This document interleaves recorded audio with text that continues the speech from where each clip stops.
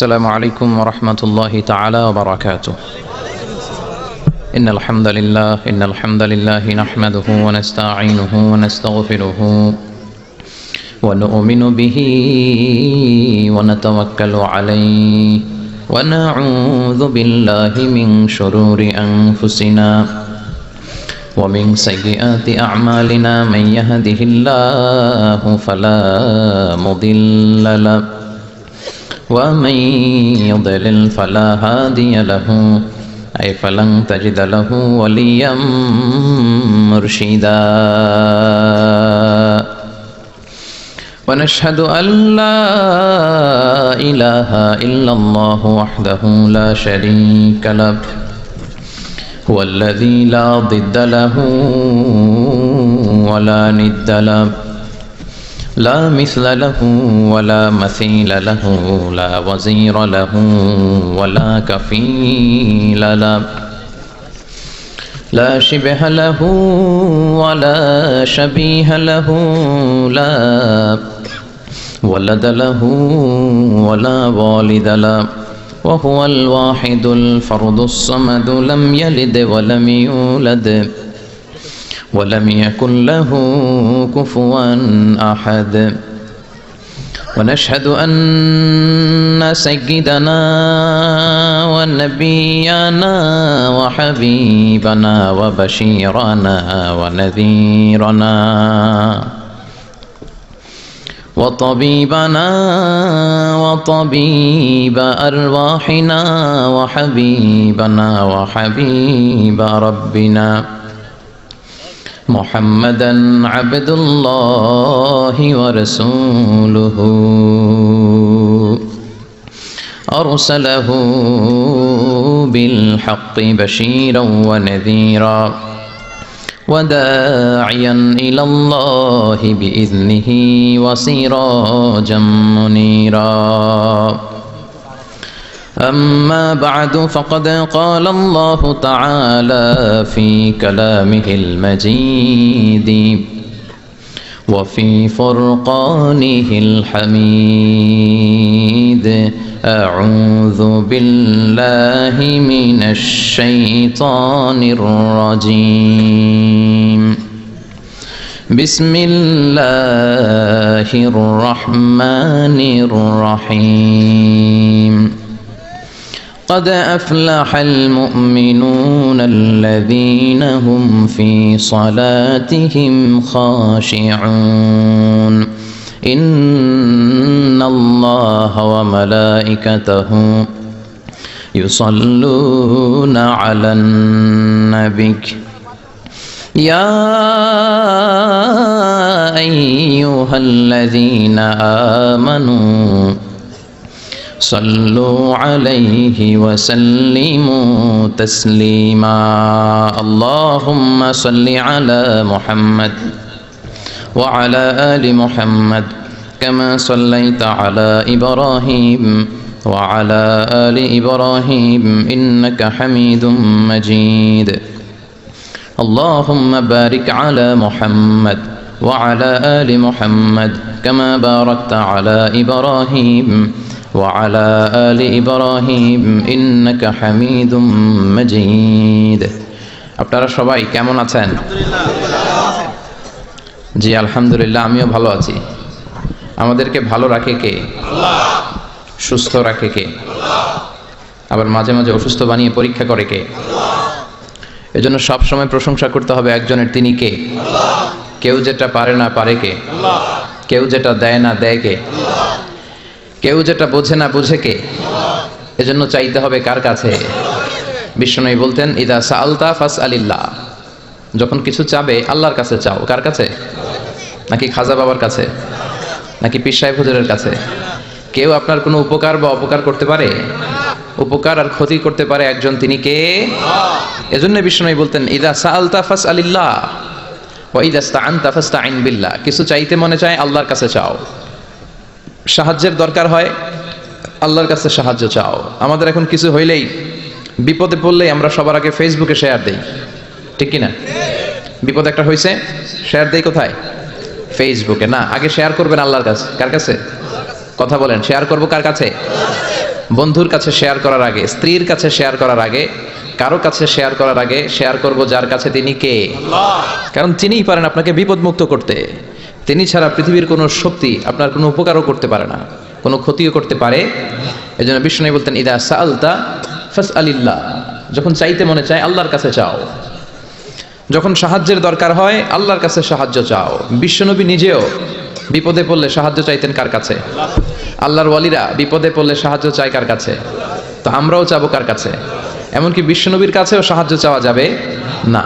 বিশ্বনবীর মাকবারার সামনে আমরা মসজিদ নববীতে যখন সালাত পড়ে ওনার কবরের সামনে দাঁড়িয়ে যখন সালাম দেই, তখন বিশ্বনবীর কাছে কিছু চাওয়া যায় না। আল মাইয়িতু ফিল কবর কাল গরীকু ফিল বাহর, সাঁতার না জানা ব্যক্তি সাগরে পড়লে যেরকম অসহায়, মানুষ মরে গেলে এরকম অসহায়, সে আপনারে কিছু করতে পারে না। আপনি বরং তাকে দোয়া করে তার রুহে আপনি সওয়াব পৌঁছে দিয়ে আসবেন, তার জন্য ক্ষমা চাইবেন, ইস্তেগফার করবেন, কিন্তু তার কাছে কিছু চাওয়া যাবে? কিন্তু আমাদের দেশে চায় না। মাজারে যেয়ে চায় কি চায় না? দয়াল বাবার কাছে চায় কি চায় না? দয়াল বাবা রে দয়া করো আমারে, বলে, এখনো বলে।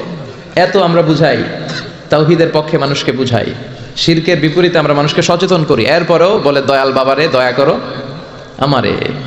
দয়াল বাবা আপনার দয়া করতে পারে না, দয়া করতে পারে কে? এজন্য জীবনের যে কোনো মুহূর্তে, যে কোনো পরিস্থিতিতে, সিচুয়েশনেই আমরা থাকি না কেন, আমরা সাহায্য চাইবো একজনের কাছে, চিল্লায় বলতে হবে তিনি কে।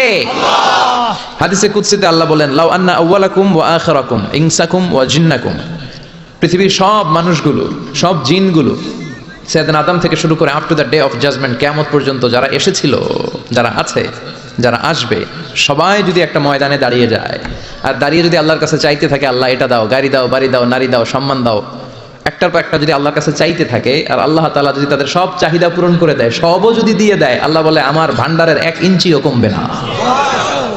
তো যার ধন ভান্ডার এত বিশাল, তাকে রেখে দিয়ে আমরা অন্য জায়গায় চাবো কেন?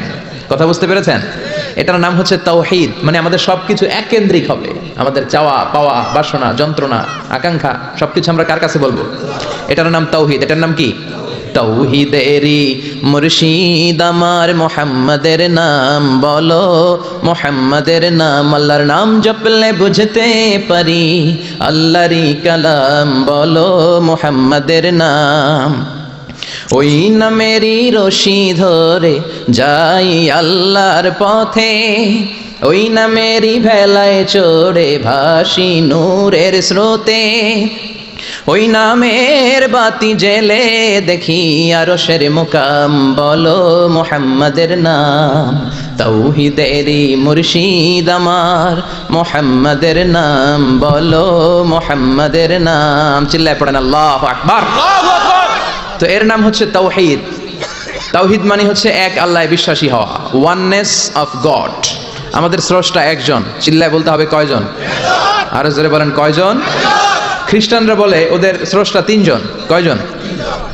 এটাকে আরবিতে বলে তাসলিফ, ইংরেজিতে বলে ট্রিনিটি, বাংলায় বলে ত্রিত্ববাদ। খ্রিস্টানরা 3 খোদায় বিশ্বাসী, আর আমরা কয় খোদায় বিশ্বাসী?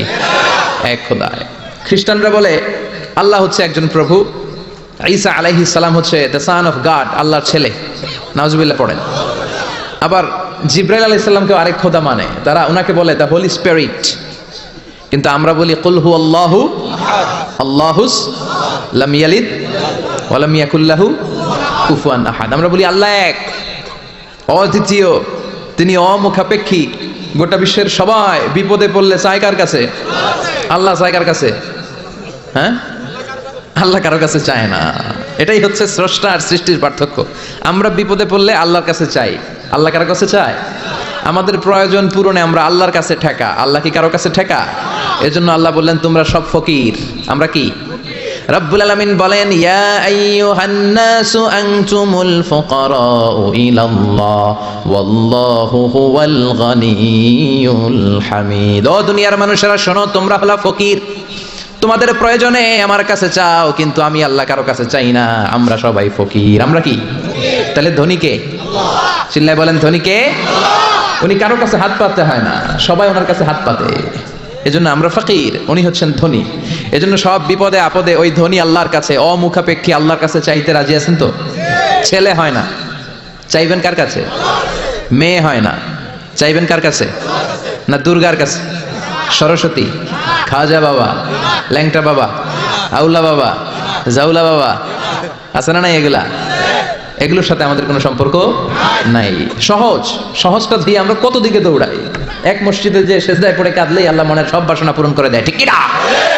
আবার বিশ্বনবী বলতেন বিপদে পড়লে যদিও বিপদটা ছোট হয় আল্লাহর কাছে চাও। বিশ্বনবী বলতেন তোমার পায়ের জুতার ফিতাও যদি ছিঁড়ে যায় মুচির দোকানে যাওয়ার আগে চাইবা কার কাছে? পায়ের জুতা ছিঁড়ে গেলে ঠিক করার জন্য কার কাছে যাই? আল্লাহর কাছে বলে যায়। মুচির দোকানে যাই না? বিশ্বনবী বলেন মুচির দোকানে যাওয়ার আগে একবার আল্লাহর কাছে চাইও। সুবহানাল্লাহ পড়ে। বিশ্বনবী নামাজ শেষ করলেন। নামাজ শেষ করে বিশ্বনবী সাহাবাদের দিকে মুখ ফিরিয়ে বসতেন আর বলতেন আল্লাহু আকবার। কি বলতেন? 3 বার পড়তেন আস্তাগফিরুল্লাহ, আস্তাগফিরুল্লাহ, আস্তাগফিরুল্লাহ। তারপর তিনি অনেক আজকার পড়তেন, আজকারুস সাবাহ ওয়াল মাসা। সকাল সন্ধ্যার এই জিকিরগুলো পড়ে উনি ওনার জিহ্বাটারে সিক্ত করে রাখতেন। আমাদের সময়ই হয় না, আমরা নামাজের পরে আল্লাহুম্মা আমিন, ইয়া আরহামার রাহিমিন, সব শেষ। কোনো তাসবিহ তাহলিল নাই, জিকির আজকার নাই। বিষ্ণুনবী এটা করতেন না, তাসবিহ পড়তেন। তো বিষ্ণুনবী প্রায় দেখতেন এক সাহাবী সালাম ফিরানোর পরে দেয় দৌড়। বিষ্ণুনবী একদিন বলে এক বসো, দৌড়াও কেন? কাজ আছে। বিষ্ণুনবী বললেন আরে তাসবিহ পড়ে, এটা বড় কাজ। সাহাবী বলে ইয়া রাসূলুল্লাহ আমি আল্লাহর কাছে কি চাবো? আমার তো চাওয়ার কিছু নাই। বিষ্ণুনবী বললেন লবণ চাও, লবণ, নুন চাও, এটা নুন। লবণটাও আল্লাহর কাছে চাইতে বলেছে। সুবহানাল্লাহ পড়বেন না? এই জন্য বিপদে আপদে কার কাছে যাবো? ছেলে হয় না, কে দিবে? মেয়ে নাই, কে দিবে? ছেলে মেয়ে দুইটাই লাগবে, কে দিবে? আবার দেখেন কাউরে আল্লাহ ছেলেও দেয় না, মেয়েও দেয় না, আছে না নাই?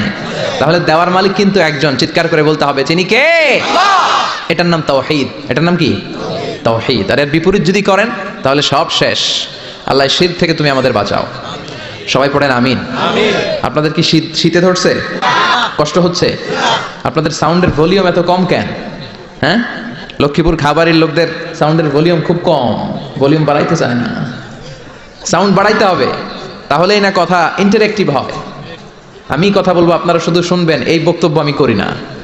আমি ইন্টারেক্টিভ বক্তব্য করি, আমিও বলি, আমার শ্রোতারাও আমার সাথে কথা কয়। আলহামদুলিল্লাহ পড়েন। তো শেষ পর্যন্ত আমি যখন জিজ্ঞেস করবো আপনাদেরকে উত্তর করতে হবে বাঘের বাচ্চার মতো। মুমিন তো এরকম জিমায় জিমায় উত্তর দেয় না। মুমিন ইমানের তেজদীপ্ত বলে বলিয়ান হয়ে ওঠে, ঠিক কিনা? মুমিন জ্বলে ওঠে আপন শক্তিতে, আছে না নাই? যে ইমান প্রয়োজনে জ্বলে ওঠে না, যে ইমান সত্য ন্যায়ের কথা বলে না, যে ইমান প্রয়োজনে জ্বলে ওঠে না, যে ইমান সত্য ন্যায়ের কথা বলে না, যে ইমান বাস্তবে নাই, যে ইমান অন্তরে নাই, মুখে শুধু ফাঁকা বলি, কি করে তারে বলো ইমানে বলি, কি করে তারে বলো ইমানে বলি, কি করে তারে বলো ইমানে বলি। চিল্লায় বলেন ঠিক না? যে ইমান ইমানে ভুলে নাস্তিকতার মঞ্চে ওঠে, যে ইমান বাতিল মতের দোসর হয়ে ফায়দা লুটে, আছে না নাই? যে ইমান শুধুই কেবল খায় দায় আনন্দ করে, যে ইমান বোঝে না যে আরাকানে ভাইরা মরে, যে ইমান বাস্তবে নাই, যে ইমান অন্তরে নাই, মুখে শুধু ফাঁকা বলি, কি করে তারে বলো ইমানে বলি, কি করে তারে বলো ইমানে বলি, কি করে তারে বলো ইমানে বলি, ঠিক কিনা? তো ইমানের বলে বলিয়ান হতে হবে, জ্বলে উঠতে হবে আপন শক্তিতে। রবির স্লোগান না? কথাটা ভালো, জ্বলে উঠতে হবে আপন শক্তিতে। তো এই জন্য ইমানদারের আওয়াজ হবে খুব বুলন্দ আওয়াজ। আপনাদের সুবহানাল্লাহ আলহামদুলিল্লাহর আওয়াজে আকাশ বাতাস চন্দ্র ভেদ করে এই আওয়াজ আল্লাহর আরশে যে ধাক্কা লাগতে হবে। চিল্লা এখন ঠিক কিনা? শেষ পর্যন্ত এরকম বাঘের বাচ্চার মতো আওয়াজ করতে হবে। পারা যাবে না? ইনশাআল্লাহ পড়েন, আর জোরে পড়েন ইনশাআল্লাহ। আজকের এই প্রোগ্রামে আসতে পেরে আমরা খুশি না বেজার? কম না বেশি? আমরা সবাই খুশি পরিমাণে বেশি আওয়াজ করে পড়েন আল্লাহু আকবার। আসুন আমরা আল্লাহ তাআলার দরবারে শুকরিয়া জ্ঞাপন করি যে আল্লাহ তাআলা এরকম চমৎকার পরিবেশে আমাদেরকে আসার বসার তৌফিক এনায়েত করলেন। আসুন হৃদয় নিংড়ানো মনের সবটুকুন ভালোবাসাকে উজাড় করে দিয়ে সিংহ শার্দুলের মতো গর্জন করে আকাশ বাতাস প্রকম্পিত করে মন প্রাণ বুক মুখ একসাথে করে দেহের সবটুকুন শক্তি গলার এই মাঝ বরাবর এনে আমরা চিৎকার করে পড়ি কালিমাতুশ শুকুর আলহামদুলিল্লাহ। সবাই পড়েন রব্বানা লাকাল হামদ হামদান কাসীরান তাইয়িবান মুবারাকান ফীহি ইয়া রাব্বি লাকাল হামদু কামা ইয়ানবাগি লিজালালি ওয়াজহিকা ওয়া আযীমি সুলতানিকা লাকাল হামদু বিল ঈমান লাকাল হামদু বিল ইসলাম লাকাল হামদু বিল কোরআন। প্রশংসা করলাম কার? আল্লাহর নাম জপতে কেমন লাগে? সবার ভালো লাগে? তাহলে আল্লাহর একটা ডাক দেন, বলেন ইয়া আল্লাহ। আবার ডাকেন, বলেন ইয়া আল্লাহ। আর জোরে ডাক দেন, পড়েন ইয়া আল্লাহ। আল্লাহ তুমি কবুল করো। ডাকলেই তিনি সাড়া দেয়, ডাকলেই। তবে ডাকার মতো ডাকতে হয়, ঠিক কিনা? ডাকার মতো ডাকলে তিনি সাড়া দেয়। সাড়া দেওয়ার জন্য তিনি বসে আছে 24/7, সপ্তাহের 7 দিন, দিনের 24 ঘন্টা, মাসের 30 দিন তিনি বসে আছে যে বান্দারা আমাকে ডাকে না কেন? ডাকলেই তিনি ডাকে সাড়া দেয়। চিল্লা এখন, ঠিক কিনা? আল্লাহ তুমি আমাদেরকে বুঝার তৌফিক দান করো। আজকের এই জামায়াত হওয়াটা, এই মাহফিলটাকে তুমি আমাদের নাজাতের ওয়াসিলা বানাও। আজকে যেন আমরা কিছু শিখে যেতে পারি কোরআন থেকে, এবং সেগুলো নিজেদের জীবনে বাস্তবায়ন করার মধ্য দিয়ে আমরা যেন জান্নাতের উপযুক্ত হতে পারি। আওয়াজ করে পড়েন আমিন। লক্ষ্মীপুর দৌলত খা বাড়ি কসবা ব্রাহ্মণবাড়িয়ার উদ্যোগে আজকের এই তাফসীরুল কোরআনের মাহফিল 8ই জানুয়ারি। সম্মানিত সুধী, আমি পবিত্র কালামুল্লাহ মাজিদের একটা সূরা থেকে তেলাওয়াত করেছি আমার খুতবার শুরুতে। সূরাটার নাম সূরাতুল মুমিনুন। কি নাম? ভলিউম আবার কমে গেছে। সূরার নাম আরো জোরে, সূরাতুল মুমিনুন। সবাই বলতে হবে, বলেন তো সূরার নাম কি? সূরাতুল মুমিনুন। সূরাতুল মুমিনুন। ভলিউম ঠিকই আছে, এটা কষ্ট করে বাইর করতে হয়। সূরাতুল মুমিনুন। আমি সবসময় বলি, আমি যখন আলোচনা করি আমি মনে করি ক্লাস। তো ক্লাস যদি হয়, এরা কারা? ছাত্র। তো ছাত্র যদি উত্তর না দেয় ঝামেলা আছে না নাই? উত্তর করতে হবে, তাহলে আলোচনাটা ইন্টারঅ্যাক্টিভ হবে, কিছু আমরা শিখে যেতে পারবো। আমরা আজকে যা শুনবো আমলের নিয়তে শুনবো, ইনশাআল্লাহ পড়েন। যা শুনবো নিয়ে যাওয়ার নিয়তে শুনবো, ইনশাআল্লাহ পড়েন। যা শুনবো আমার আখিরাতটারে সুন্দর করার নিয়তে শুনবো, চিল্লায় পড়েন ইনশাআল্লাহ। আমরা আজকে কথা শুনবো সূরাতুল মুমিনুন থেকে। কোথা থেকে? সূরাতুল মুমিনুন। সবাই বলেন কোন সূরা?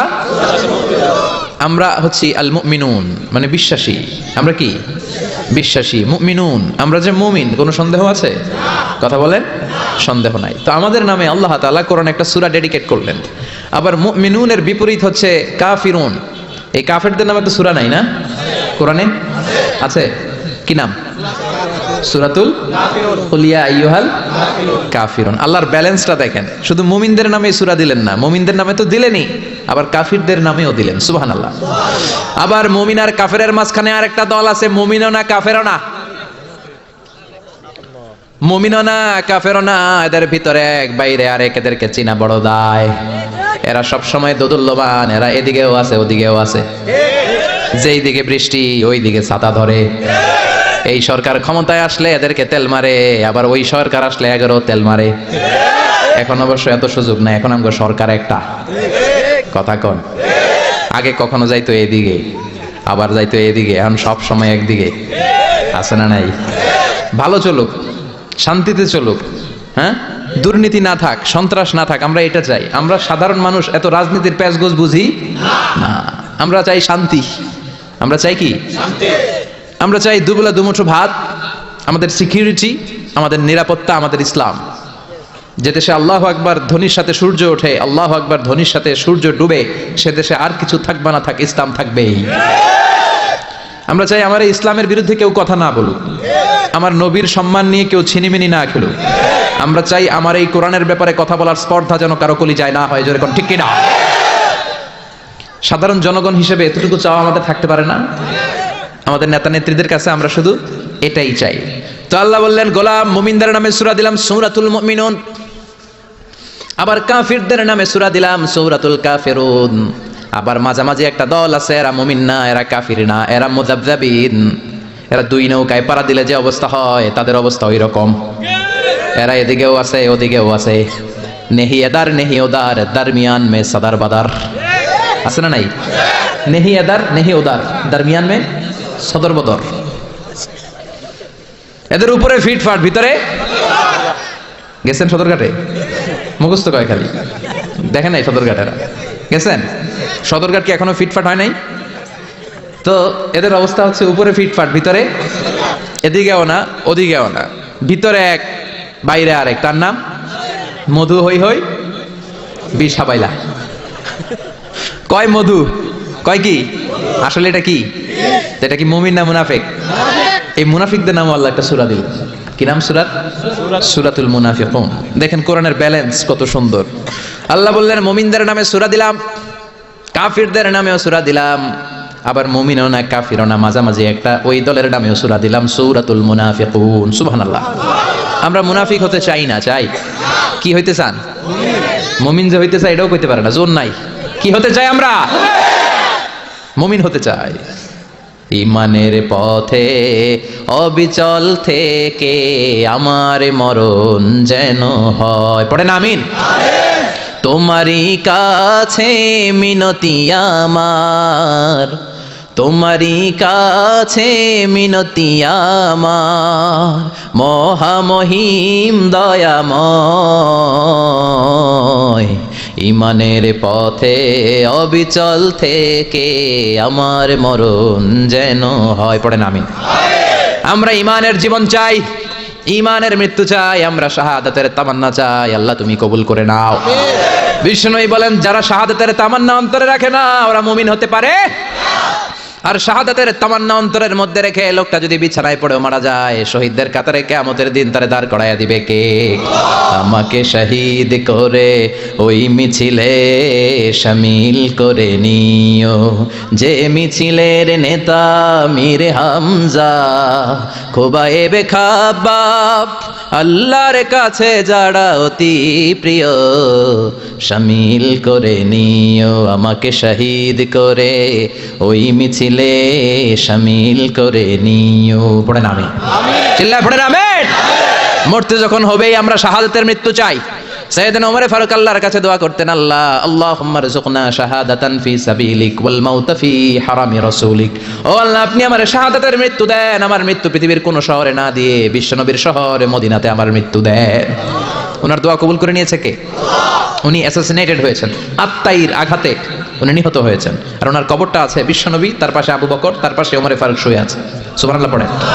দুই সাথীকে পাশে নিয়ে হায় ঘুমিয়ে আছে নিঝুম নিরালায়, আমি সইতে পারি না বিরহ জ্বালা, ধন্য করো দিদারে ডেকে লও মাবুদ আল্লাহ, রওজা পাকের কিনারে। ঠিক কিনা? ডেকে লাও রাসূল আল্লাহ না, ডেকে লাও মাবুদ আল্লাহ। কারণ রাসূল আপনাকে দিদার দিতে পারে না, দিদার দিবে কে? বিশ্বনবীর স্বপ্নে দেখা অনেক বড় নিয়ামত, চাইলে এই বিশ্বনবীর স্বপন যোগে দেখা যায় না। আল্লাহ যারে এই নিয়ামত দিতে চায় তারে দেয়, সবাই রে আল্লাহ দেয়। এজন্য এই নিয়ামতটাও বিশ্বনবীর কাছে চাওয়া যায় না, চাইতে হবে কার কাছে? আল্লাহ আপনারা দিদার দিবে কি দিবে না এটা আল্লাহর চয়েস। বিশ্বনবী এসে আপনারা দিদার দিতে পারে না, আল্লাহর হুকুম না হলে বিশ্বনবীও দিদার দেন না। চিৎকার করে বলেন ঠিক কিনা? এজন্য আমরা আল্লাহর কাছে শাহাদাতের মৃত্যু চাই, আমরা আল্লাহর কাছে ইমানের মৃত্যু চাই। পড়েন আমিন। আর জোরে পড়েন আমিন। দেখেন কোরআনের ব্যালেন্স। মুমিনদের নামে একটা সূরা, কাফিরদের নামে, আবার মুনাফিকদের নামে, পুরুষদের নামেও সূরা আছে, আবার নারীদের নামেও সূরা আছে। সুবহানাল্লাহ বলো। মানুষের নামেও সূরা আছে, জিনদের নামেও সূরা আছে। চিল্লায় পড়েন আল্লাহু আকবার। তো তারই ধারাবাহিকতায় আল কোরআন আল কারীমের 23তম সূরা সূরাতুল মুমিনুন থেকে আজকে আমরা কথা শুনবো। পড়েন ইনশাআল্লাহ। এই সূরাতে আল্লাহ তাআলা মুমিনদের 7টা গুণের কথা বলেছে। কয়টা? 7টা। মাত্র কয়টা? এই 7টা গুণ যদি কোনো মুমিন ধারণ করতে পারে নিজের মধ্যে, বাবা মারা গেলে ছেলে যেমনি বাবার সম্পত্তির ওয়ারিস হয়ে যায়, ওই ব্যক্তিগুলো জান্নাতের ওয়ারিস হয়ে যাবে। সূরাতুল মুমিনুন এটা নাজিলের একটা প্রেক্ষাপট আছে, ব্যাকগ্রাউন্ড। আমরা বলি শানে নুজুল বা সাবাবে নুজুল। কখন নাজিল হলো? এটা মাক্কি যুগের মাঝামাঝি সময়ে নাজিল হয়েছে।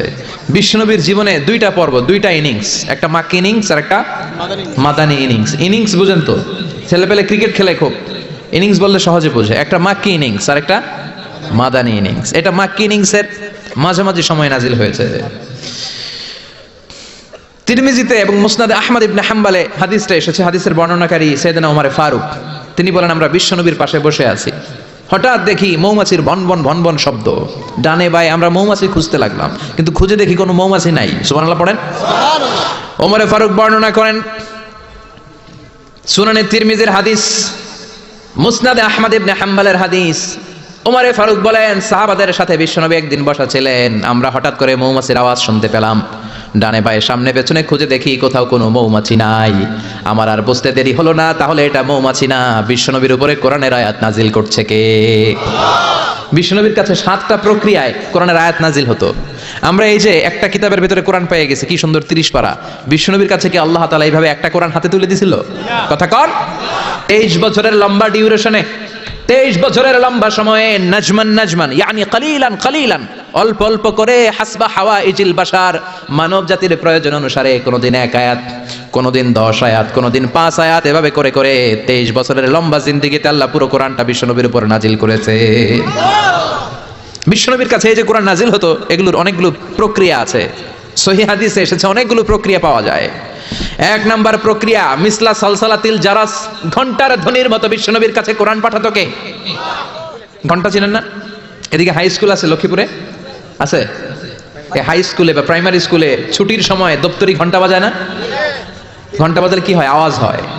বিশ্বনবী বলেন, ঘন্টার ধ্বনির মতো বিকট আওয়াজে রব্বুল আলামিন আমার কাছে কোরআন পাঠাতো।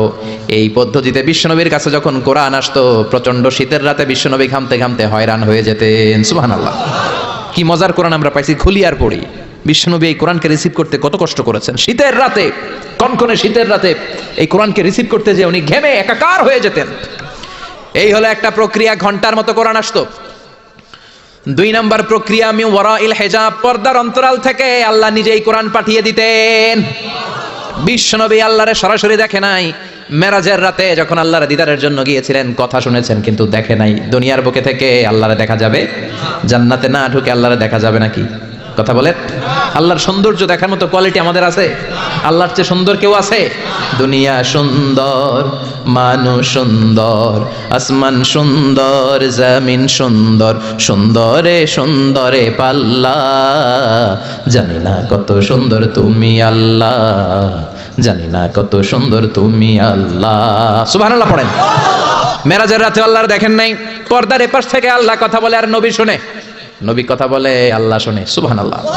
এই পর্দার ওই পাশ থেকে সরাসরি আল্লাহ ওহী করেছেন, বিশ্বনবী রিসিভ করেছেন। গেল 2 পদ্ধতি। 3 নাম্বার, ফিল মানাম, স্বপ্নে বিশ্বনবীর কাছে ওহী পাঠিয়ে দেওয়া হয়েছে। কিন্তু কোরআনের কোন আয়াত এই স্বপ্নের পদ্ধতিতে আসে নাই, সব জাগ্রত অবস্থায় এসেছে। সুবহানাল্লাহ পড়েন।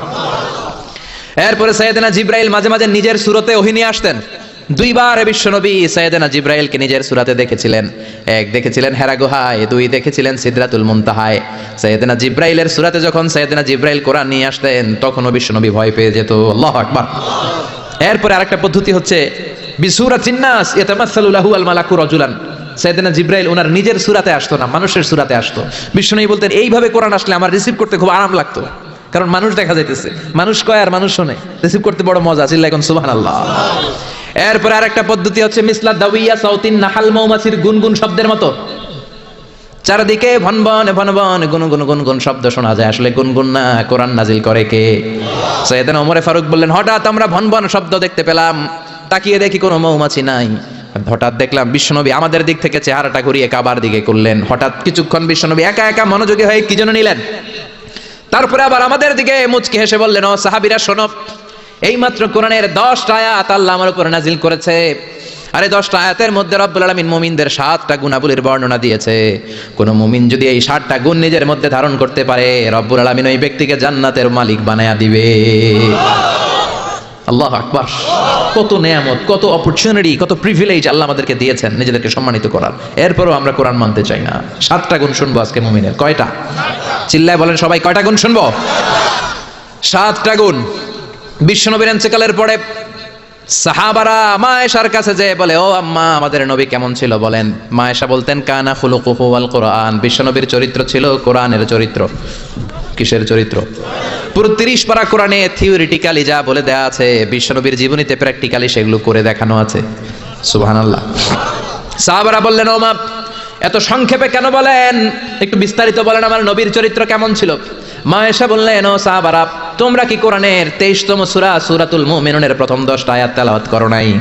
এই প্রথম 10টা আয়াতের ভিতরে যেই গুণের কথা আছে, সবগুলো গুণ দিয়ে তোমাদের নবীর জীবন সাজানো ছিল। আমরাও চাই আমাদের জীবনটাও এই গুণাবলী দিয়ে আমরা সাজাবো। রাজি আছেন তো? আপনাদের মনোযোগ আছে? আপনারা সিরিয়াসলি কথাগুলো শোনার জন্য বসেছেন তো? তাকবীর দেন, লিল্লাহি তাকবীর। আল্লাহ বললেন قد أفلح المؤمنون الذين هم في صلاتهم خاشعون। قد أفلح المؤمنون দিয়ে আল্লাহ শুরু করেছেন। قد أفلح المؤمنون, successful indeed are the believers। সফল কাম হলো তারা ঈমান এনেছে যারা। কার কথা? সফল কারা? Who are the successful in life. যদি আপনারা কেউ প্রশ্ন করে সফল কারা, যদি আমাদেরকে জিজ্ঞেস করা হয় কারা সফল, সফলতার মানদণ্ড কি? এই পৃথিবীর বুকে সফল হওয়ার অনেক মানদণ্ড হতে পারে, পারে না? In terms of wealth and money, অর্থের মানদণ্ডে কারা সফল যদি জিজ্ঞেস করা হয়, কার নাম বলবেন? হ্যাঁ, বিল গেটস, তাই না? মাইক্রোসফট কোম্পানির মালিক, কত টাকার যে সে মালিক সে নিজেও জানে না। আর কে আছে এরকম সফল? ওয়ারেন বাফেট, অনেক বড় ধনী। আর কে আছে? স্টিভ জবস, অ্যাপল কোম্পানির মালিক, তাই না? প্রিন্স ওয়ালিদ বিন জালাল, একটা প্লেন আছে, নিজের জেট প্লেন, যে প্লেনটার 70% স্বর্ণ দিয়ে বানানো প্লেন, এটার 70% মেড অফ গোল্ড। তাহলে অর্থের মানদণ্ডে যদি বলি সফল কারা, এদের নাম আসবে। এনি সফল, এনি সফল, এনি সফল, ঠিক কিনা? এবার যদি বলি ইন টার্মস অফ পাওয়ার, ক্ষমতার মানদণ্ডে পৃথিবীতে সবচেয়ে সফল কে? Donald Trump, president of United States of America. কি কয় নিজেই জানে না, আছে না নাই? আদা পাগল। সাইকিয়াট্রিস্টরা বলে ওর মাথার মধ্যে ঝামেলা আছে। কি কয় নিজেই বোঝে না, অবাক করে আচরণ করে, ছোট বাচ্চার মতো কথা বলে। তারা বলে গায়ে গতরে ডোনাল্ড ট্রাম্প বড় হয়েছে, কিন্তু মেন্টালিটি বড় হয় নাই, ছোট বাচ্চা। শরীরে বড় হয়েছে কিন্তু তার মানসিক অবস্থা ছোট বাচ্চার মতো, বাচ্চাগুলোকে ঘুষাঘুষি করে রাস্তায়। আমেরিকার প্রেসিডেন্ট, ক্ষমতার মানদণ্ডে সবচেয়ে বড় ক্ষমতাশীল। Vladimir Putin, president of Russia. এরপরে নরেন্দ্র মোদী, চীনের ওটার নাম কি? চীনের আগে ছিল হু জিনথাও। কি নাম? তোর নাম হচ্ছে হু জিনথাও। এখন আরেকটা কি যেন জি জিং, এরকম একজন আসছে। হ্যাঁ, জি জিং ক্ষমতার মানদণ্ডে অনেক ক্ষমতাশীল। অ্যাঞ্জেলা মার্কেল আছে, এটা এরা হচ্ছে ক্ষমতার মানদণ্ডে সফল। তাহলে অর্থের মানদণ্ডে একদল সফল, ক্ষমতার মানদণ্ডে আরেক দল সফল। এবার যদি বলি in terms of name and fame, ক্ষমতা নয়, অর্থ নয়, জনপ্রিয়তা বললেই চিনে। মেসি আছে না নাই? ওই সব চিনে, মুখস্থ। নাম কি? মাসিনা বেটা, মেসি।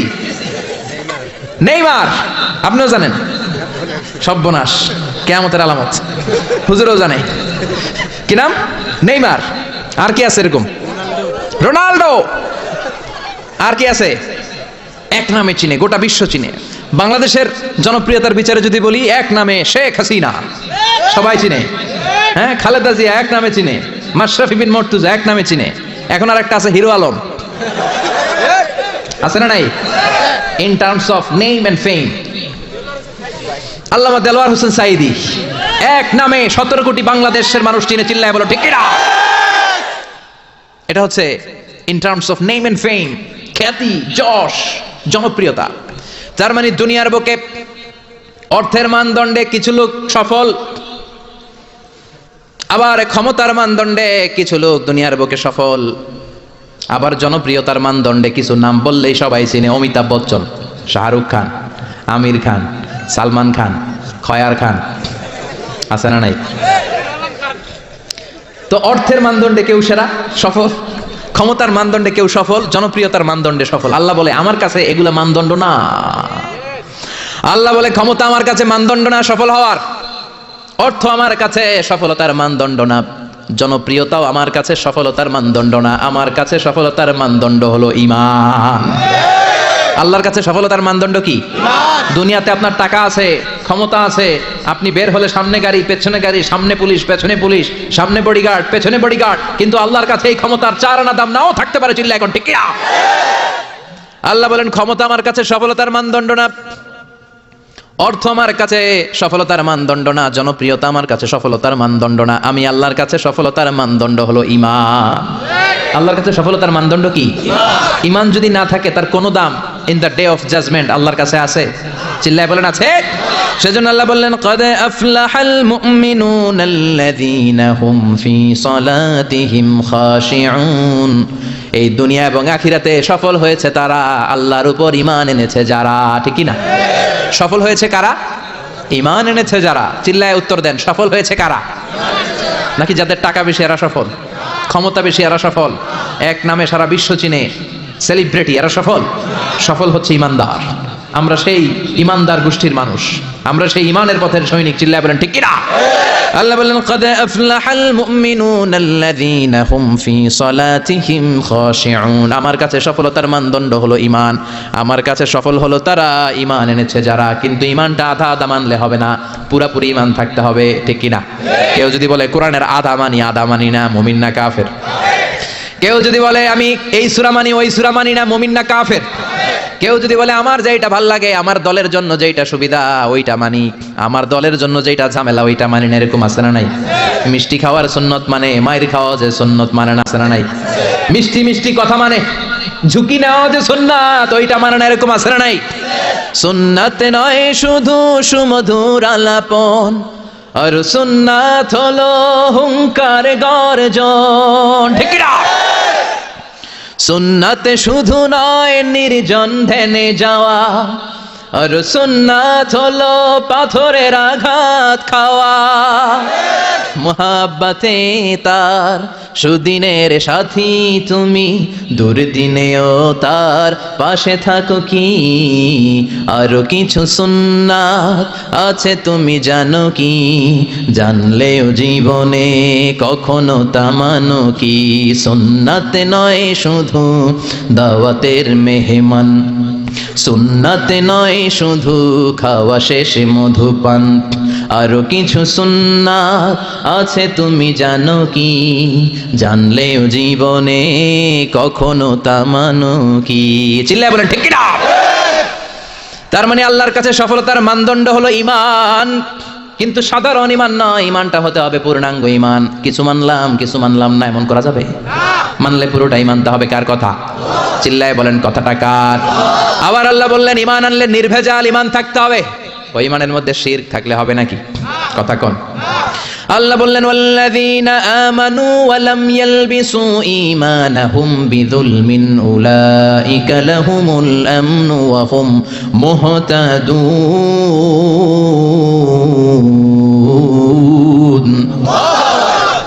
ঈমান আনার পরে ঈমানের সাথে যদি শিরকে তোমরা না মিলাও, তখন তোমাদের ঈমানটা নির্ভেজাল ঈমান হবে। তখন দুনিয়ার জীবনে তোমাদেরকে নিরাপত্তা দিবে কে? আবার হেদায়েত দিয়ে তোমাদেরকে ধন্য করবে কে? তার মানে ঈমান হতে হবে নির্ভেজাল। ঈমানের মধ্যে শিরক থাকলে হবে? কথা কন। আল্লাহ সব মাফ করে, শিরক মাফ করে না। আপনি কিয়ামতের দিন পাহাড় পরিমাণ গুনাহ নিয়ে আল্লাহর সামনে হাজির হয়েছেন, কিন্তু ওই গুনার মধ্যে শিরকের গুনাহ নাই। আল্লাহ বললেন তাহলে আমি পাহাড় পরিমাণ দয়া নিয়ে তোর কাছে হাজির হয়ে যাব।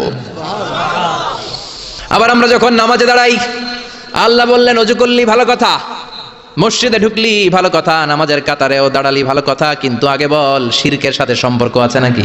আমরা বলি ওয়াজ্জাহাতু ওয়াজহিয়া লিল্লাযী ফাতারাস সামাওয়াতি ওয়াল আরদা হানিফান ওয়া মা আনা মিনাল মুশরিকিন। আমরা নামাজের শুরুতে ঘোষণা দেই আল্লাহ ওমা আনা মিনাল মুশরিকিন। আল্লাহ আমরা শিরক করি না, শিরকের সাথে আমাদের কোনো সম্পর্ক নাই।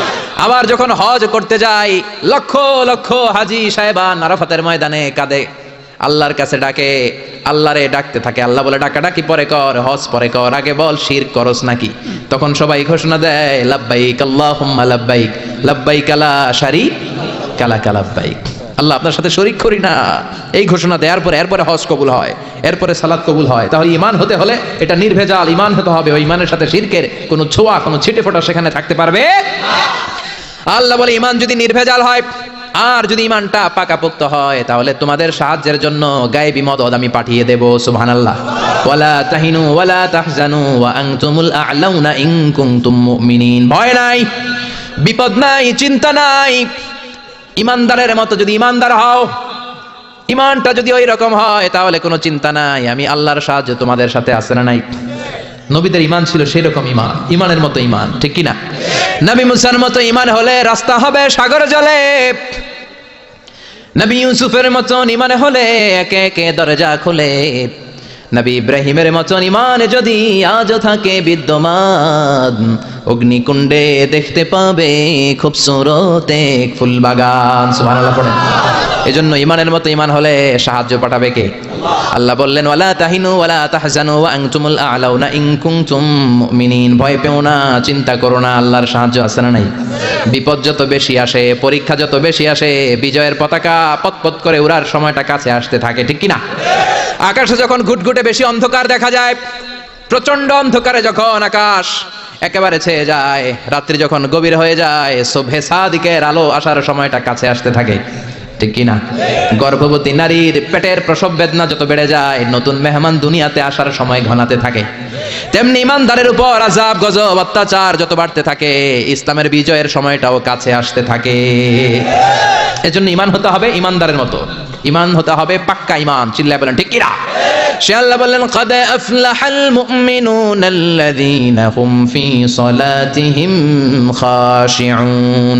সাকসেসফুল indeed the believers, সফল হলো তারা ঈমান এনেছে যারা। কার কথা? চিল্লায় বলেন। জিমায় পড়ছেন? কষ্ট হচ্ছে? সফল হলো তারা ঈমান এনেছে যারা। তবে শুধু ঈমানদার বলে হাত তুললেই হবে না, 7টা গুণ সেই ঈমানদারের ভেতরে থাকার দরকার আছে না নাই? 1 নাম্বার গুণ আমরা শুরু করছি, কানগুলো খরগোশের মতো খাড়া করে শুনেন। শুনতেছেন? আল্লাহ বললেন আল্লাযীনা হুম ফি সালাতিহিম খাশিউন। ঈমানদারেরা যখন নামাজের মুসল্লায় দাঁড়ায়, দিন দুনিয়ার হুঁশ তাদের থাকে না, তাদের অন্তরটা চলে যায় আল্লাহর আরশের দিকে, ঠিক কি না?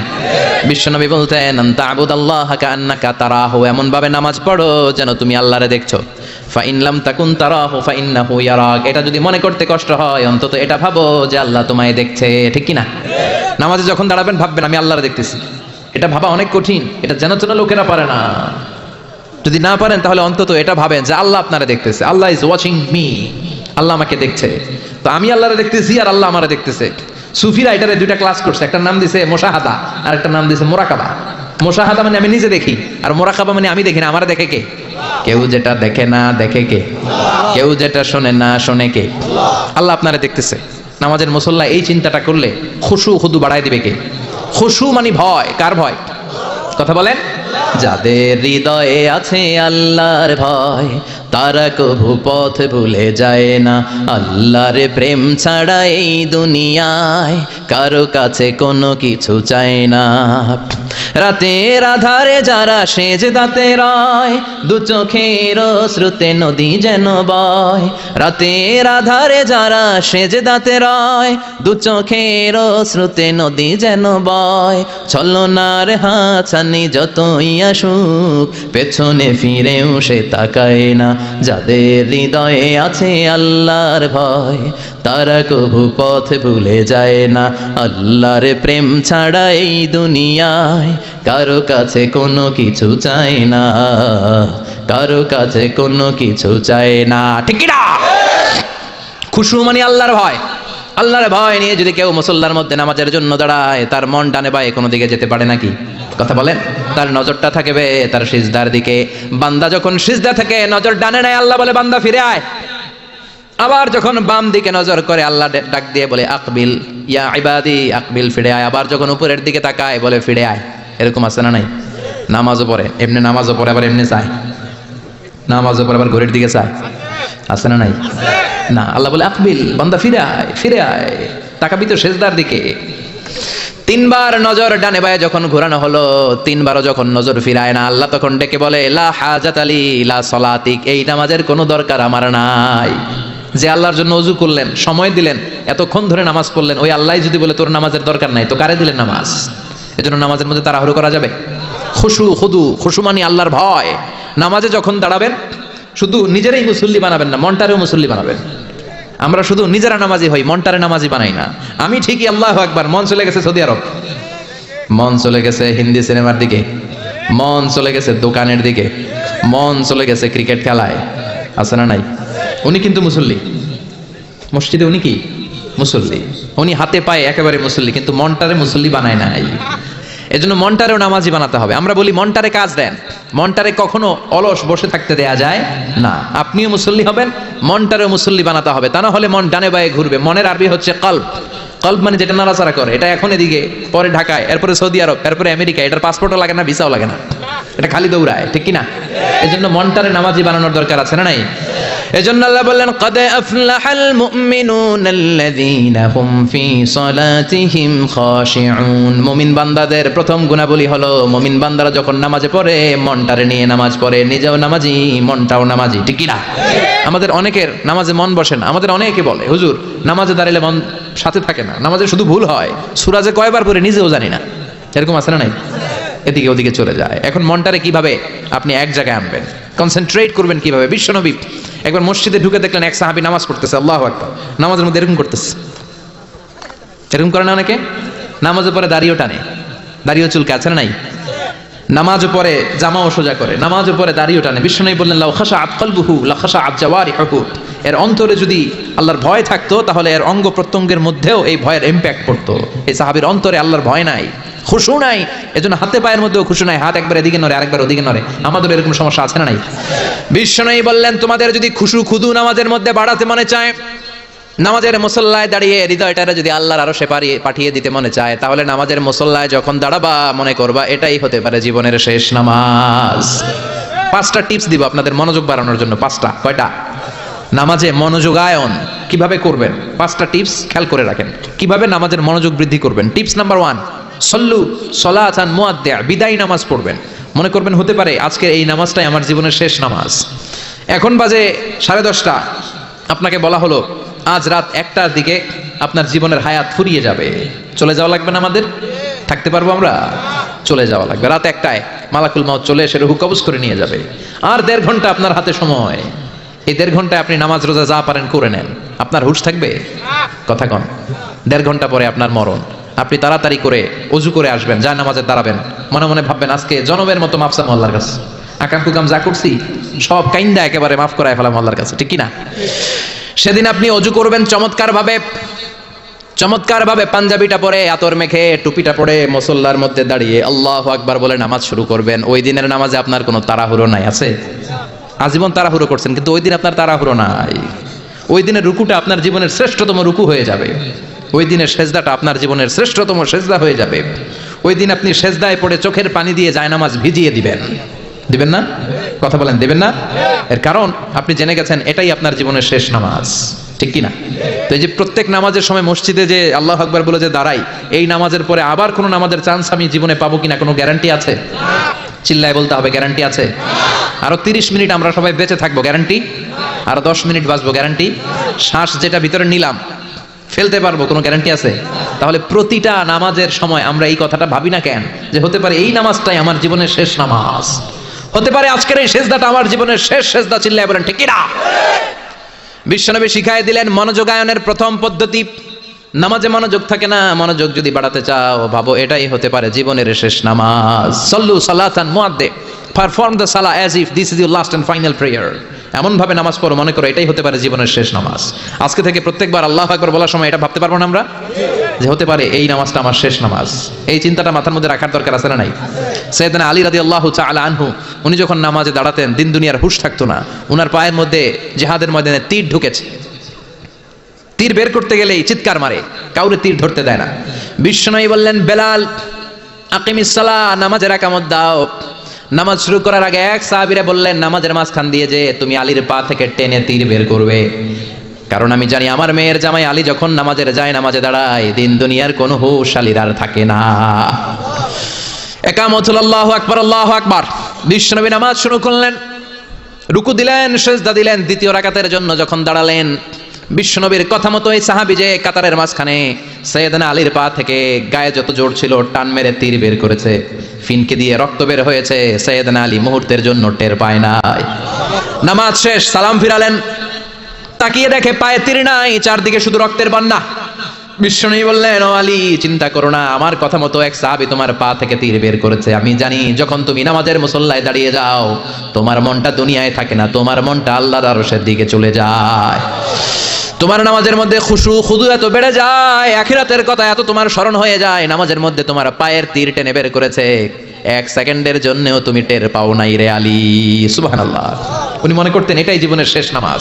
সাহাবারা যখন মরুভূমিতে নামাজ পড়তে দাঁড়াতেন আকাশের পাখিগুলো এসে সাহাবাদের মাথার মধ্যে বসে যেত। মরুভূমির পাখিগুলো মনে করতো এগুলো খেজুর গাছ। কি মনে করে বসতো? কথা বলে না, জোরে কন। আছে, এলাকায় আছে? খেজুরের রস হয়? হ্যাঁ, হয়েছে? খাইছেন? পাখিগুলি মনে করতে এগুলো খেজুর গাছ, কারণ সাহাবারা নড়ে না, চড়ে না, ডানে বায়ে তাকায় না। খেজুর গাছ যেদিন ঠায় দাঁড়িয়ে থাকে, সাহাবারাও ঠায় দাঁড়িয়ে থেকে নামাজ পড়তেন। চিল্লায় এখন আল্লাহু আকবার। তাহলে মনোযোগ বৃদ্ধির 1 নাম্বার পদ্ধতি, মুসল্লায় যখন দাঁড়াবো ভাববো এটাই আমার জীবনের শেষ নামাজ, এরপরে হয়তো নামাজের সুযোগ নাও পেতে পারি, ঠিক কি না? 2 নাম্বার পদ্ধতি হলো নামাজের মধ্যে আহকাম এবং আরকানগুলো ধীরস্থির ভাবে আদায় করতে হবে, তাড়াহুড়ো নামাজের মধ্যে করা যাবে না। আমাদের হানাফি মাযহাবে তা'দিলুল আরকান এটা ওয়াজিব। রুকুনগুলো আদায় করার সময় ধীরস্থির ভাবে আদায় করা, এটা হানাফি মাযহাবে কি ওয়াজিব। চিল্লায় বলেন, এটা কি ওয়াজিব? তরক করলে কি করতে হয়? হ্যাঁ, সহু সেজদা দিতে হয়। কিন্তু অন্যান্য মাযহাবে এটা ফরজ, এটা বাদ দিলে আপনার নামাজই হবে না, তাড়াহুড়ো করলে নামাজই হবে না। বিশ্বনবী দেখলেন মসজিদে নববীতে এক সাহাবী নামাজ পড়ে, নামাজ শেষে নবীর কাছে আসলে বিশ্বনবী বললেন সল্লি ফাইন্নাকা লাম তুসল্লি, নামাজ পড়ো কারণ তোমার নামাজ হয় নাই। সাহাবী আবার পড়লেন, আবার আসলেন, বিশ্বনবী বললেন সল্লি ফাইন্নাকা লাম তুসল্লি, নামাজ পড়ো তোমার নামাজ হয় নাই। সাহাবী আবার নামাজ পড়ে আবার নবীর কাছে আসলেন, বিশ্বনবী বললেন সল্লি ফাইন্নাকা লাম তুসল্লি, নামাজ পড়ো নামাজ হয় নাই। এবার সাহাবী এসে বলে, ও নবী 3 বার পড়লাম, নামাজ আমার হয় না, এর চেয়ে ভালো নামাজ আমি পড়তে জানি না। বিশ্বনবী বললেন তাহলে আসো আমি শিখাই দেই, যখন নামাজে দাঁড়াবা ধীরস্থির ভাবে দাঁড়াবা, রুকুতে যখন যাবা পিঠটারে টান টান করে সোজা করে দিবা। বিশ্বনবী যখন রুকু দিতেন বিশ্বনবীর পিঠটা একেবারে স্ট্রেট ফরওয়ার্ড। সাহাবারা বলতেন বিশ্বনবীর রুকু দেওয়া পিঠের উপরে যদি পানি ভর্তি একটা গ্লাস রেখে দেওয়া হয়, পানিগুলা কাঁপবে না, গ্লাসটাও পড়বে না। সুবহানাল্লাহ। তার মানে বিশ্বনবীর রুকুর পিঠটা কেমন ছিল? Straight forward. বিশ্বনবী বললেন রুকু থেকে দাঁড়াবা, ধীরস্থির ভাবে দাঁড়াও। আবার সেজদায় গেলে ধীরস্থির ভাবে যাও। আমাদের দেশে অনেকে রুকু থেকে কোন রকম মাথাটা তুলে আবার সেজদায় দৌড় মারে, আছে না নাই? লক্ষ্মীপুরে নাই, এদিকেও আছে। 2 সেজদার মাঝখানে ধীরস্থির ভাবে বসা হচ্ছে ওয়াজিব। অনেকে এক সেজদা থেকে কোন রকম মাথাটা একটু উপরের দিকে উঠিয়ে আরেক সেজদায় মুরগির মতো ঠোকর মারে, এরকম তো এদিকে নাই না? আবার অনেকে ইমাম সাহেবের আগে দৌড় মারে, আছে না নাই? ইমাম সাহেব সামি আল্লাহু লিমান হামিদা বলে দাঁড়াইছে, ওনার আর সহ্য হয় না, উনি আগে সেজদা দিবে, কিন্তু ইমামের আগেও যাইতে পারে না, মাঝখানে যায় হ্যাং হয়ে থাকে, আছে না নাই? মোবাইল মাঝে মাঝে হ্যাং হয় না, মানে সামনেও যায় না পিছনেও যায় না। তো ওনারাও ইমামের আগে সেজদায় যাবে, তো ইমাম যাইতে পারে না, উনিও যেতে পারে না, মাঝ অবস্থায় যায় কি হয়? হ্যাং। হ্যাং হইবেন আপনারা? হ্যাং হওয়া যাবে না। তাহলে মনোযোগ বাড়ানোর 2 নাম্বার পদ্ধতি হচ্ছে কি করবেন? ধীরস্থির ভাবে। There is no rushing in সালাহ, there is no hastiness in সালাহ। নামাজের মধ্যে কোনো তাড়াহুড়ো নাই, তাড়াহুড়ো করলে এটা নামাজ হয় না। এমনকি নামাজের দিকে বিশ্বনবী তাড়াহুড়ো করে যেতেও নিষেধ করেছেন। ইদা উকিমাতিস সালাহ, নামাজ যখন শুরু হয়ে যাবে ধীরস্থির ভাবে যাবেন, তাড়াহুড়ো করে যাওয়া যাবে না। 3 নাম্বার পদ্ধতি জামাতে পড়বেন, তাহলে মনোযোগ বাড়ায় দিবে কে? বিশ্বনবী বলেন সালাতুল জামাআত আফদলু সালাতাল ফাজদি বি 27 দারাজা। একা একা নামাজ পড়লে যতটুকু সওয়াব হয়, জামাতে নামাজ পড়লে 27 গুণ বেশি সওয়াব হয়। জামাতে পড়ার দরকার আছে না নাই? জামাতে পড়লে আর মনোযোগ এদিক সেদিক যায় না। সবাই আল্লাহু আকবার, আমি আল্লাহু আকবার, সবাই আসসালামু আলাইকুম রাহমাতুল্লাহ, আমি আসসালামু আলাইকুম রাহমাতুল্লাহ, মন আমার এদিক সেদিক যাওয়ার সুযোগ আছে? কম, ঠিক কি না? 4 নাম্বার, নামাজে যা বলেন অর্থ বোঝার চেষ্টা করেন। আমরা সালাতে যেটা বলি এটার অর্থ বুঝি না। আমরা প্রতিদিন বলি আলহামদুলিল্লাহি রাব্বিল আর রহমানির মালিকি, আবার বলি সামি আল্লাহু লিমান হামিদা, কি কইলাম বুঝি নাই। সুবহান রাব্বিয়াল আলা মানে কি জানি না। আত-তাহিয়াত লিল্লাহি ওয়াস সালাওয়াত ওয়াত তাইয়্যিবাত অর্থ কি জানি না। এজন্য সালাতে যা বলেন এটা বুঝে বুঝে বলার চেষ্টা করেন। অ্যাট লিস্ট সালাতে যেটা আপনি পড়েন এটার অর্থটা শেখার চেষ্টা করেন, তাহলে বললে হৃদয়ের মধ্যে টাচ লাগবে, অন্তরে দরদ লাগবে, চিৎকার করে বলেন ঠিক কি না। 5 নাম্বার পদ্ধতি, নামাজের মধ্যে যে সুন্নাতগুলো আছে সুন্নাতগুলো আদায় করবেন, তাহলে নামাজের মধ্যে মনোযোগ বাড়ায়া দিবে কে? হাত তোলা সুন্নাত তোলেন। রফউল ইয়াদাইন যদি করেন, অভ্যাস যদি থাকে, বারবার হাত তোলা তুলেন, প্রতিবার তুললে 10টা করে সওয়াব। আমিন বলবেন, যে মসজিদে জোরে জোরে বলেন, আস্তে তো আস্তে বলেন, কিন্তু বইলেন, বলার দরকার আছে না নাই? বিশ্বনবী বললেন ইদা আম্মানাল ইমাম আমিনু, ইমাম যখন আমিন বলে তোমরাও আমিন বলো, কারণ তোমরাও যখন আমিন বলো ফেরেশতারাও আমিন বলে। তোমাদের আমিন ফেরেশতাদের আমিন যখন মিলে যায় তোমাদের জীবনের সব গুনাহ মাফ করে দেয় কে? এজন্য আমিন জোরে কোন বাস্তে কোন বলবেন, এটা ছাড়বেন না। তাশাহুদের মধ্যে আঙ্গুল তুলবেন, হয় নাড়াবেন নয় তুলে রাখবেন, এটা সুন্নাহ। আশাদ্দু আলা শাইতান মিনাল হাদিদ, শয়তানরে লোহা দিয়ে পিটাইলে যত কষ্ট পায়, তাশাহুদে বসে এই আঙ্গুলটা নাড়ালে এর চেয়ে বেশি কষ্ট পায়। ঠিক সুবহানাল্লাহ কইবেন না? এজন্য মুরাআতুস সুনান, সুন্নাতগুলো মানার চেষ্টা করেন। সালাতে মনোযোগ বাড়ায় দিবে কে? এজন্য আল্লাহ বলেন কাদ আফলাহাল মুমিনুনাল্লাযীনা হুম ফি সালাতিহিম খাশিউন, সফল হলো তারা ঈমান এনেছে যারা। আর ঈমানদারের প্রথম বৈশিষ্ট্য আল্লাযীনা হুম ফি সালাতিহিম খাশিউন, নামাজের মধ্যে মুসল্লির অন্তরে ভয় থাকবে কার? মনে থাকবে খুশু হুদু, এটার বলে হুজুরুল কলব, অন্তরটারে ধরে রাখতে হবে। 2 নম্বর আল্লাহ বললেন ওয়াল্লাযীনা হুম আনিল লাগবি মুরিদুন, মুমিন বান্দার 2 নম্বর গুণ অনর্থক কাজ থেকে তারা দূরে থাকে। অনর্থক কোনো বিষয়ের দিকে মুমিন কখনো যায়, লাগবুন মানে অনর্থক বিষয়, মুরিদুন তারা মুখ ফিরিয়ে নেয়। অনর্থক কোনো কাজে মুমিন যায়? যেই কাজে সওয়াব নাই ওই কাজ মুমিন করে? যেই কাজে গুনাহ হয় ওই কাজে যাওয়া যাবে? কথা বলেন। মুমিন যাবে ওই কাজে যেই কাজ করলে মানবতার কল্যাণ আছে না নাই? মুমিন করবে ওই কাজ যেই কাজ করলে আমলনামাটারে সওয়াব দিয়ে পূর্ণ করে দিবে কে? এজন্য বিশ্বনবী বলতেন মিন হুসনি ইসলামিল মারই তারকুহু মা লা ইয়ানি, ব্যক্তির ইসলামের সৌন্দর্য হলো ব্যক্তি তার জীবন থেকে অনর্থক সব কাজ বের করে দিবে। যাই করবেন অর্থবোধক হইতে হবে। অনর্থক কোনো কাজ করা যাবে? কথা কন। আপনি যেটা বলবেন এটার জন্য অর্থ থাকে, আপনি যেটা করবেন এটার জন্য অর্থ থাকে।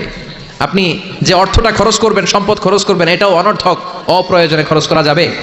অপ্রয়োজনে কোনো কাজ করা যাবে? কারণ মুমিন জানে মুমিনের মুখ দিয়ে যেটাই বের হয় এটা লেখার জন্য ফেরেশতা আছে না নাই? কিরামান কাতিবিনা ইয়ালামুনা মা তাফআলুন,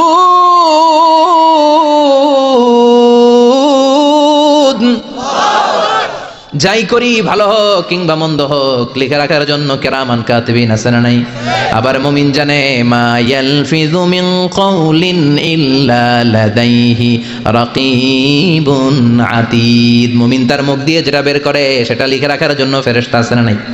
এজন্য মুমিন যেটাই করবে এটা অর্থবোধক হবে। অনর্থক কোনো কাজ করা যাবে? অনর্থক কোনো বাক্য উচ্চারণ করা যাবে? মুমিন তার চোখ দিয়ে ওই জিনিসটাই দেখবে যেটা দেখলে সওয়াব আছে না নাই? মুমিন মুখ দিয়ে সেটাই পড়বে, সেটাই উচ্চারণ করবে যেটা উচ্চারণ করলে প্রতি অক্ষরে অক্ষরে সওয়াব দিবে কে? চিল্লায় বলেন কে? আপনি যদি অনর্থক কাজের দিকে মনোনিবেশ করেন, ফোকাস দেন, তাহলে আপনি ভালো কাজের দিকে ফোকাস দেওয়ার সময় পাবেন না। আমাদের দেশের ছেলেপেলারা যত আজে বাজে কাজ আছে এগুলো নিয়ে ব্যস্ত, আছে না নাই? হিন্দি সিনেমা, ওই যে হুজুর করতেছে মোবাইল নিয়ে টিপাটিপি, আছে না নাই? খেলাধুলা, রাজনীতি, এগুলো নিয়ে ব্যস্ত, ফলে ভালো কাজে তারা ফোকাস দিতে পারে না। আর যারাই এগুলো থেকে বেরিয়ে কনস্ট্রাকটিভ কাজ করে তাদের জীবনটারে বরকতময় করে দেয় কে? আমি দেখলাম কিছু যুবক এক জায়গায় ওয়ালের মধ্যে লিখেছে মানবতার দেয়াল। কি লিখেছে? এখানে লিখছে যেটা আপনার দরকার নেই রেখে যান, আর এই পাশে লিখছে যেটা আপনার দরকার লইয়া যান। সুবহানাল্লাহ কোন? তার মানে শীতকালে আপনার যে অতিরিক্ত শীতের পোশাকগুলো দরকার নাই এই হ্যাঙ্গারে ঝুলিয়ে যান। মসজিদে খুব কোন মসজিদের সামনে করেছে মানবতার দেয়াল, এই দেয়ালের এই পাশে অনেকগুলো হ্যাঙ্গার দেওয়া। তারা বলেছে যে এই শীতের পোশাকগুলো আপনার দরকার নেই দিয়ে যান, আর যাদের শীতের কাপড় নাই তারা এখান থেকে নিয়ে যান। এই যে তার চিন্তা, এটা হচ্ছে ইনোভেটিভ চিন্তা। যুবকরা যদি ভালো ভালো কাজগুলো একসাথে করার প্রয়াস পেত, চিন্তা করতো, তাহলে বাংলাদেশটারে জান্নাতের টুকরা বানাই দিত কে? এজন্য মুমিনের বৈশিষ্ট্য ওয়াল্লাযীনা হুম আনিল লাগবি মুরিদুন, মুমিন বান্দারা কোনো অনর্থক কাজের সাথে কখনো যুক্ত হতে পারে। তার মানে মুমিন যখন নামাজে দাঁড়ায় অন্তরটা চলে যায় কার দিকে? 2 নম্বরে মুমিন কোনো আজে বাজে কাজে যুক্ত হয় না। 3 নম্বরে আল্লাহ বললেন ওয়াল্লাযীনা হুম লিয-যাকাতি ফাঈলুন, মুমিন বান্দাকে যদি আল্লাহ সম্পদের মালিক বানিয়ে দেয়, আল্লাহর এই সম্পদ থেকে গরিবদেরকে মুমিনরা দান করে। কি করে? এটার নাম হলো যাকাত। এটার নাম কি? জোরে কন। দে যাকাত তোরা দে রে যাকাত, তোর দিল খুলবে পরে আগে খুলু খাত। দে যাকাত তোরা দে রে যাকাত। চিল্লা এখন ঠিক কিনা? যাকাত ফরজ হয়েছে কার কার? হাত তুলেন তো দেখি। যাকাত দেওয়ার মতো লোক আছে না এদিকে? মাশাআল্লাহ, 1 জন 2 জন 3 জন 4 জন, হ্যাঁ 5 6 7। আল্লাহ ভাইদেরকে তুমি কবুল করো। চিল্লায় বলেন আমিন। যাকাত দেয়াটা এটা অপশনাল নয়, এটা কম্পালসারি। ওয়াফি আমওয়ালিহিম হাক্কুন লিসাইলি ওয়াল মাহরুম, তোমার সম্পদে গরিবদের জন্য আল্লাহ এটা অধিকার করে দিয়েছে। যিনি যাকাত দেয় তার জন্য দেয়া ফরজ, আর যিনি যাকাত নেয়, যাকাত নেয়া কি তার জন্য ফরজ? কথা কন। তাহলে সে আপনার কাছ থেকে যাকাত নিয়ে আপনাকে ফরজ কাজটা করার ক্ষেত্রে সহযোগিতা করেছে। আপনি কোনো করুণা তারে করেন নাই। চিল্লায় বলেন ঠিক কিনা? আবার আল্লাহ বলেন যাকাত দিবি না কেন? টাকা কি তোর নাকি? ওয়ামিম্মা রাযাকনাহুম ইউনফিকুন, আমি যেটা রিজিক হিসেবে দিছি ওইখান থেকে দে। সম্পদের মালিক আমি বানিয়েছি, অর্থ সম্পদ আমি আল্লাহ দিয়েছি, আবার আমি আল্লাহ আদেশ করেছি দেওয়ার জন্য। ঠিক কিনা? ইসলাম চায় না রাস্তার এক পাশে 5 তলা আরেক পাশে গাছতলা। ইসলাম চায় সম্পদের সমানভাবে তারল্য। যাকাত এটা ফরজ, দিয়ে দাও, তা না হলে কঠিন আযাবের সুসংবাদ দিচ্ছে কে? চিল্লায় বলেন কে? والذين يكنزون الذهب والفضة ولا ينفقونها في سبيل الله فبشرهم بعذاب أليم। যারা স্বর্ণ জমায়, যারা রৌপ্য জমায়, যারা প্রাইজ বন্ড জমিয়ে রাখে, যারা ফিক্সড ডিপোজিট করে রাখে, সম্পদের প্রাচুর্যতা থাকার পরেও যাকাত দেয় না, নবী তাদেরকে কঠিন আযাবের সুসংবাদ দেন। কার কথা? চিল্লায় বলেন, আযাবের কি সুসংবাদ হয় না দুঃসংবাদ? কথা কন।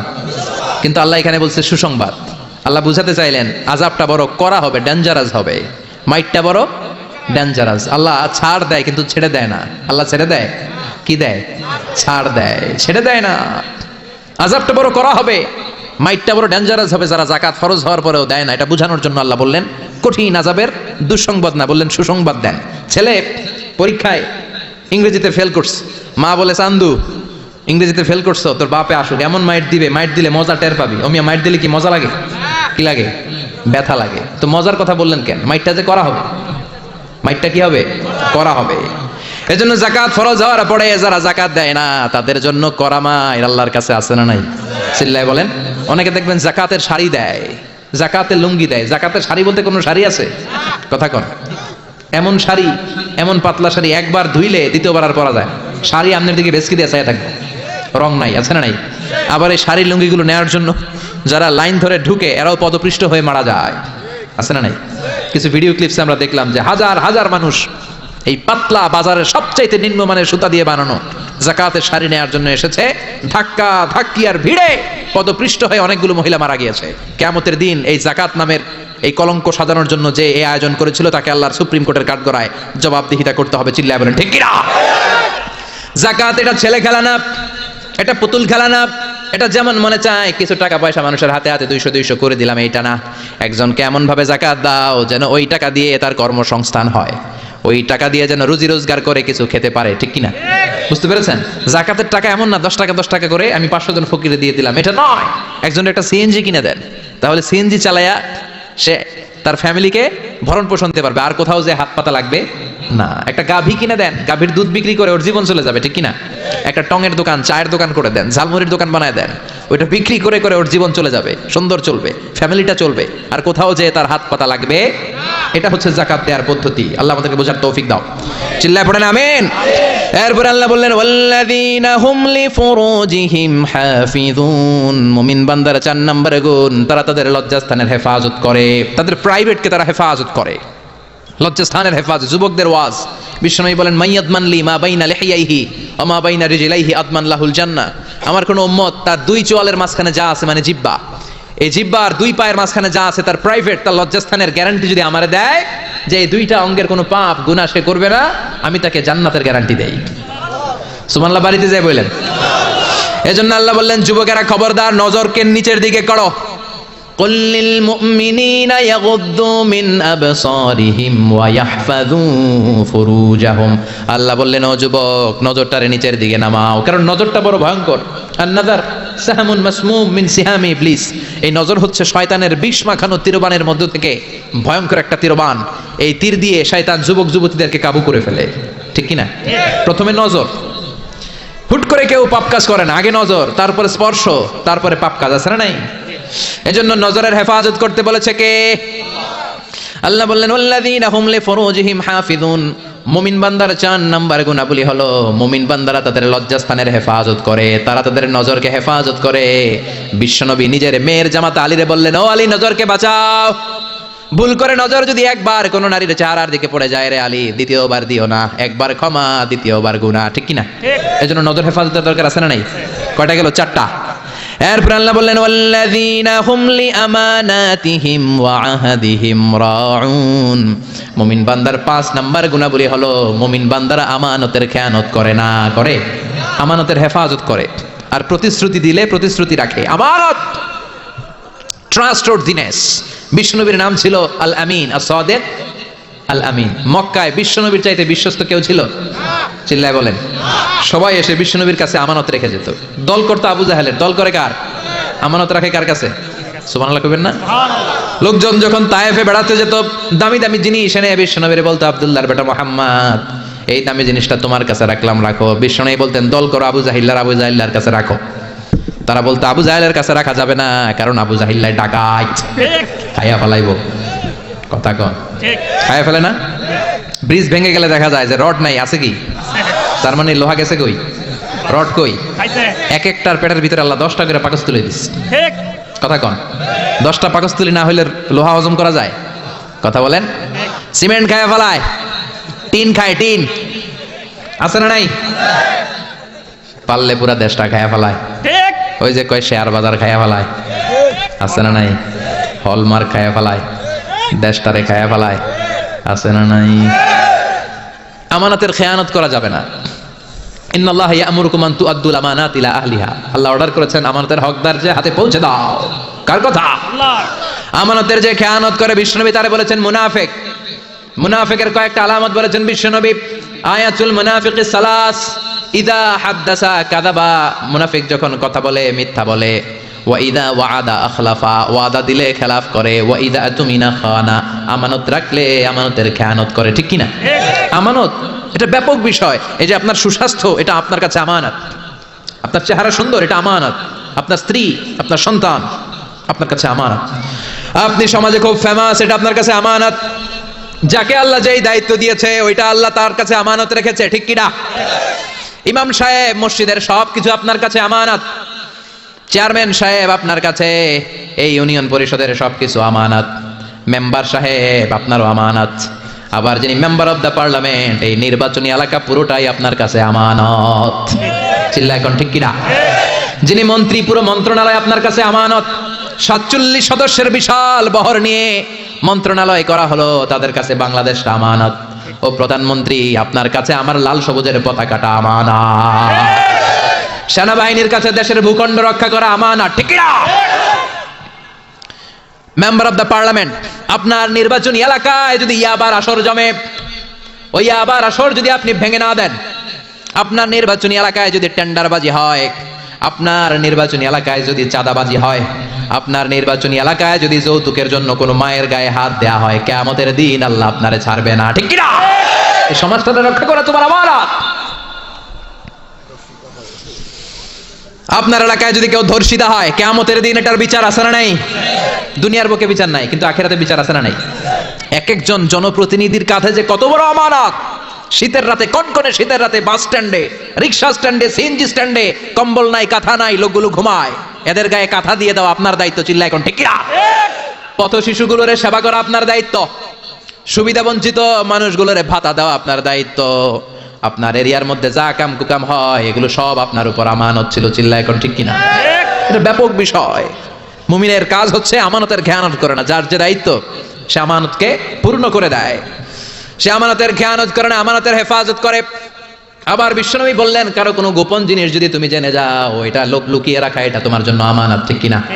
অন্যের আসরার, গোপন জিনিস যদি আপনি প্রচার করার দায়িত্ব নেন, আপনার গোমর ফাঁস করে দেওয়ার দায়িত্ব নিবে কে?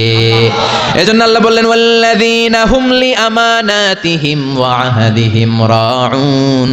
মুমিন বান্দার 5 নাম্বার গুণ, মুমিন বান্দার আমানতের খেয়ানত করে না। 6 নাম্বার গুণ হলো আহদিহিম রাউন, মুমিন বান্দারা প্রতিশ্রুতি দিলে প্রতিশ্রুতি নষ্ট করে না। আহাদ মানে প্রমিস। ইন্নাল আহদা কানা মাসউলা, কি কি ওয়াদা আপনি দিবেন, কথা দিবেন, এই কথাগুলো রেখেছেন কিনা জিজ্ঞেস করবে কে? আমরা মাইক পেলে কথা দেওয়ার সময় হাজার কথা দেই, এইটা দিব, ওইটা দিব, ব্লাউজ দেব, মোবাইল দেব, আছে না নাই? কথা কন। টাকা দেব, চাকরি দেব, ভাতা দেব, দেশের চেহারা পাল্টায় দেব, আছে না নাই?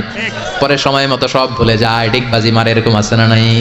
আপনি যেটা দিয়েছেন কথা, কিয়ামতের দিন সেই কথাটা রেখেছেন কিনা, in the day of judgement আপনারা জিজ্ঞেস করবে কে? চিল্লায় বলেন কে? সব শেষে আল্লাহ বললেন, ওয়াল্লাযীনা হুম আলা সালাওয়াতিহিম ইউহাফিযুন। মুমিন বান্দার 7 নাম্বার গুণ, তারা সবকিছু নষ্ট হতে দিতে রাজি, কিন্তু তাদের সালাত নষ্ট হতে দিতে রাজি না। ঠিক কি না? যে কোনো পরিস্থিতিতে মুমিন নামাজ পড়ে। ওযুর পানি নাই, মুমিন কি করে? তায়াম্মুম করে। সফরের মধ্যে সময় নাই, মুমিন কসর করে। ঠিক কি না? দাঁড়িয়ে পড়তে পারে না, মুমিন বসে পড়ে। বসে পড়ে না, মুমিন শুয়ে পড়ে। মুমিন কখনো থেমে থাকে না।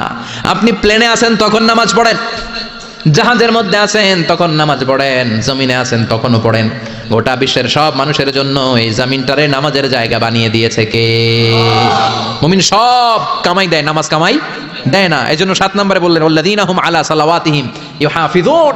মুমিন বান্দার বৈশিষ্ট্য হচ্ছে তারা সালাত কামাই দেয় না। হাফিজু আলা সালাওয়াত ওয়াস সালাতিল বুসতা, নামাজগুলো সংরক্ষণ করো।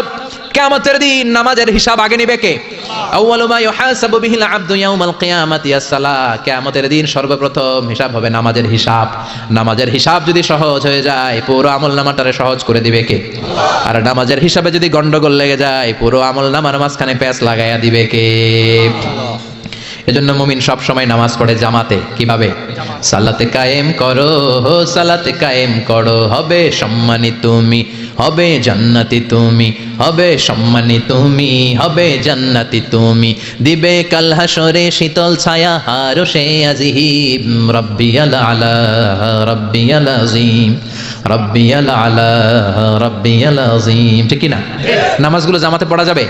আজকের মাহফিলে কি আমরা এই সিদ্ধান্তে আসতে পারি না যে আমরা পারতপক্ষে জামাত নষ্ট করব না, 5 ওয়াক্ত সালাত জামাতের সাথে আদায় করার চেষ্টা করব? হাত তুলে কি আল্লাহর দেখানো যাবে? দেখানো যাবে মুসলমান? ডাক দিয়ে আল্লাহরে বলেন আল্লাহ, আর জোরে আল্লাহরে ডাকেন, পড়েন আল্লাহ। হাত তুলে ওয়াদা করলাম 5 ওয়াক্ত সালাত জামাতের সাথে। গলার আওয়াজ ছোট হয়ে আসছে, আওয়াজ করে বলেন হে আল্লাহ, হাত তুলে ওয়াদা করলাম 5 ওয়াক্ত সালাত জামাতের সাথে আদায় করার চেষ্টা করব, তুমি তৌফিক দাও, আমিন। আর জোরে পড়েন আমিন। এরপর আল্লাহ বললেন উলাইকা হুমুল ওয়ারিসুনাল্লাযীনা ইয়ারিসুনাল ফিরদাউসা হুম ফিহা খালিদুন।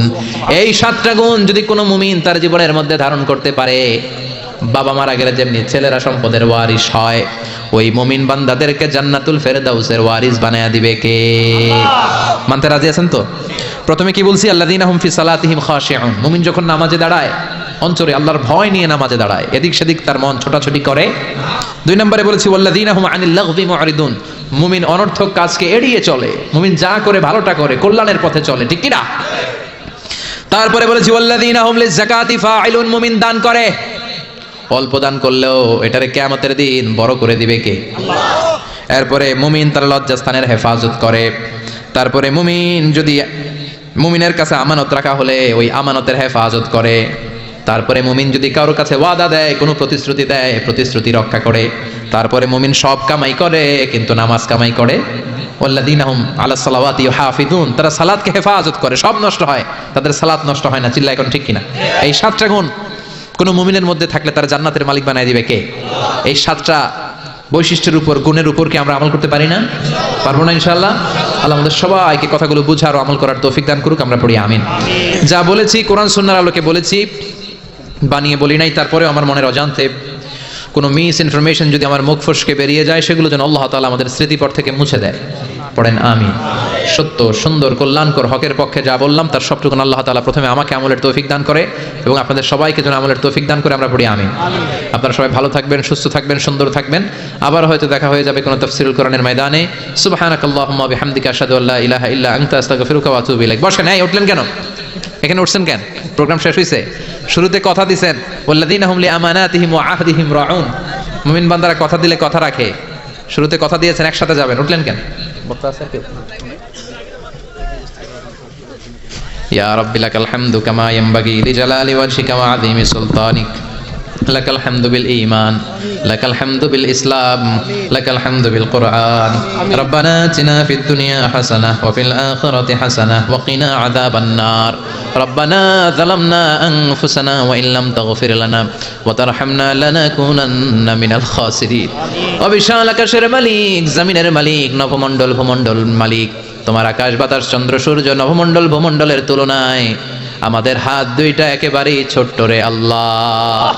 ছোট্ট দুটি হাত পেতে বুক ভরা নিয়ে তোমার শাহী দরবারে গভীর রজনীতে ভিখারির মতো চেয়ে রইলাম। আমাদের হাত দুইখানা তুমি কবুল মঞ্জুর করে নাও।